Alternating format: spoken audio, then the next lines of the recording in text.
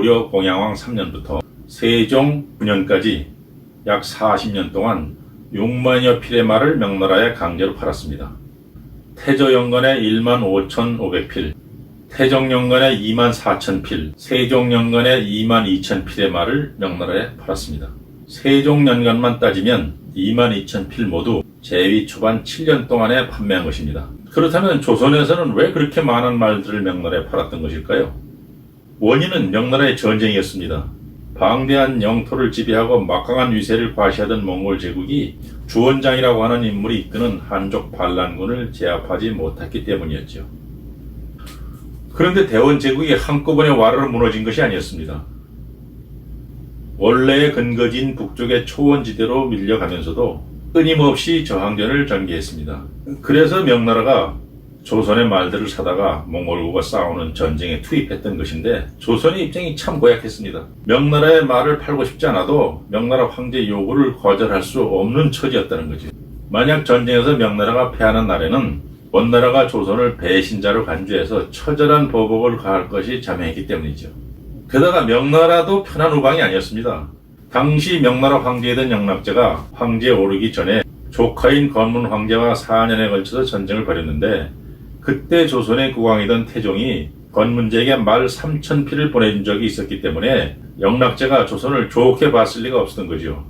그러니까 말하자면 600년 전에 조선의 왕들이 말을 팔려고 하는 명나라 황제들의 요구를 순순히 받아들인 것은 나라의 안위를 위한 불가피한 선택이었다고 봐야 할 것입니다. 그런데 여기서 주목해야 할 것은 매번 나라의 말이 남아 돌아서 판 것이 아니었다는 사실입니다. 비록 값을 쳐서 받기는 했어도 마지 못해서 울며 겨자 먹기로 팔았던 것이지요. 한 마리 한 마리가 백성의 살을 베고 피를 짜서 보낸 것이었습니다. 서울과 지방의 문무관원은 품계에 따라 차등 있게 말을 거두고 심지어는 무속인과 장의사까지도 말을 내게 했습니다. 전국의 말들을 그와 같이 싹싹 쓸어서 명나라에 보냈으니까 전국의 말에 씨가 마를 수밖에요. 더구나 말을 사가는 쪽에서 사람들이 와서 말을 끌고 간 것이 아니고 말을 파는 쪽에서 말들을 북경이나 심양까지 끌어다 줬습니다. 편도 한 달이 걸리는 거리를 1회에 적게는 300필에서부터 많게는 1000필까지 끌어다 주었으니 끌려가는 말들도 끌고 가는 사람들도 얼마나 고생이 심했겠습니까? 서울에서 의주 사이에 있는 고을의 백성들은 그 많은 말들이 통과하는 동안 말들과 사람들을 먹이고 재우느라 등골이 빠졌을 겁니다. 계절을 가려서 말들을 데려다 준 것도 아니었습니다. 명나라의 독촉이 심해서 말이 모아지는 대로 한여름이든지 한겨울이든지 출발을 시켰습니다. 그렇게 해서 산을 넘고 강을 넘어 어렵사리 말들을 현지에 도착시키면 명나라 관원들이 고맙게 생각하고 감사하게 받는 것이 아니었습니다. 먼 여행길에 지치거나 병에 걸린 말들은 모조리 퇴짜를 놓아서 할 수 없이 다시 데리고 와야 했습니다. 서울에 도착해서는 데려온 마리수만큼 말들을 다시 보내줘야 했습니다. 명나라의 말만 수출한 것이 아닙니다. 소 1만 6천 마리를 또 요동에 팔았습니다. 명나라 황제가 자기네 백성들인 요동 지역의 농민과 군인들이 땅은 넓은데 소가 없어서 농사를 짓지 못한다며 소를 팔기를 요구해서 할 수 없이 소를 팔았던 것입니다. 비록 소값을 받긴 했어도 나라의 소가 귀해져서 농사에 치명적인 타격을 입었습니다. 소 한 마리는 장정 10명의 노동력에 해당하는 막강한 힘을 가지고 있어서 농가에 소가 없으면 땅이 아무리 많아도 제대로 수확을 거둘 수가 없었습니다. 그런 귀한 소들을 하루아침에 모조리 쓸어갔으니 백성의 살림과 나라의 경제가 얼마나 위축되었을는지는 물어보나 마나일 것입니다. 소를 팔 때도 말을 팔 때처럼 파는 쪽에서 말들을 요동까지 끌어다 줬으니까 그 일에 동원된 사람들이 겪은 고생과 서러움을 어찌 말로 다 하겠습니까? 한마디로 600년 전에 중국 대륙을 지배했던 명나라는 조선의 국왕과 백성에게 피를 빨아먹는 악마였고 살을 베어먹는 괴물이었습니다. 그런데 오늘날 중국의 지도층들이 한국을 대하는 행태를 보십시오. 지금이 명나라 시절인 것으로 착각이 될 정도로 뻔뻔하고 오만하게 짝이 없지 않습니까? 방어용으로 사드전 배치해가지고 얼마나 냉혹하게 보복을 하고 있습니까? 그래서 제가 지금으로부터 2년 전에 조선 초기의 명나라가 조선의 말과 소를 깡그리 빼앗아간 횡포를 폭로하는 책을 냈습니다. 그 밖에 다른 야만적 행태들도 모조리 폭로했습니다. 생식기관이 불완전했던 불쌍한 소년들과 꽃다운 소녀들을 반려동물처럼 데려다가 소모품처럼 쓰고 버린 만행을 낱낱이 고발했습니다.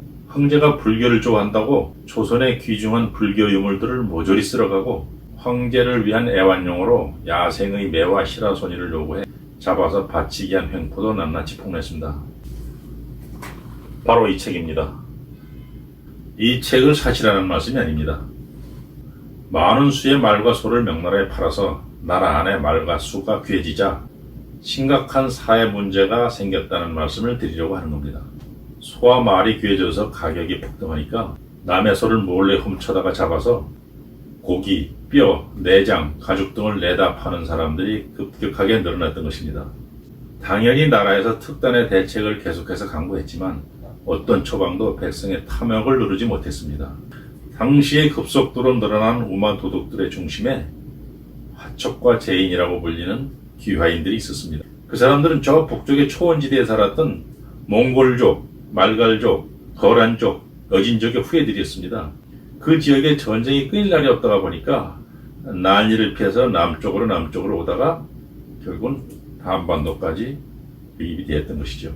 그런데 그 사람들은 오래전부터 여기저기를 떠돌면서 유목생활을 해왔던 사람들이라 조선인들처럼 농사를 지으면서 한 곳에 정착해서 살지를 못했습니다. 대신 유목생활을 하면서 갖가지 재주를 익혀가지고 다양한 고개 기술로 사람들을 즐겁게 해주는 재주가 뛰어나고 가축을 잡는 실력이 빼어나서 먹고 사는 데는 애로가 없었습니다. 그런데 유목생활을 통해서 익힌 도축 실력으로 남의 소를 몰래 훔쳐다가 잡아서 파는 버릇이 있어서 나라에서 골치를 앓았습니다. 어떻게 해서든지 그들을 조선 사회에 동화시켜 보려고 화척과 제인이라는 이름을 신백정으로 바꿔주고 한 곳에서 농사를 지으면서 정착해 살 수 있도록 농토를 주어도 끝까지 나라의 정책을 따르지 않고 남의 소를 몰래 훔쳐다가 잡는 버릇을 버리지 않아서 임금의 고민이 깊었습니다. 이쯤에서 중간 정리를 하자면요. 세종이 재위 막판에 524명에 달하는 도둑을 무더기로 처형한 잔혹사는 정치의 의외성을 잘 입증한 것이라고 생각됩니다. 세종은 임금으로서 성심을 다했으나 예상치 못한 복병들이 쉴 새 없이 나타나서 어쩔 수 없이 참담한 낭패를 겪은 것으로 보인다는 것입니다. 그 모든 변수들을 종합해서 판단해보면 통치자의 리더십은 운칠기삼인 것 같은 생각도 듭니다.